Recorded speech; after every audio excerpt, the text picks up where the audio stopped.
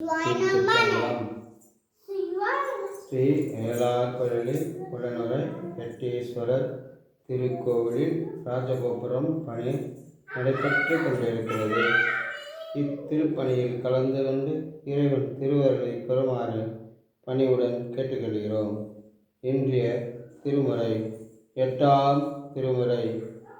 பாருருவாய பிறப்பெற வேண்டும், பக்தியும் பெற வேண்டும். சீருருவாய சிவபெருமானே, செங்கமல மலர் போலும். ஆருருவாய என் ஆரமுதேவும், அடியவர் தொகை நடுவே.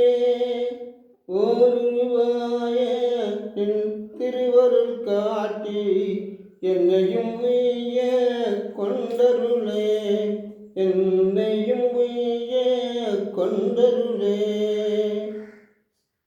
ஈசனே, சிவந்த திருமேனியானே, சிவபெருமானே, உலகில் பிறப்பெடுக்கிற நிலை இனி வேண்டாம், பக்தி பெற வேண்டும்.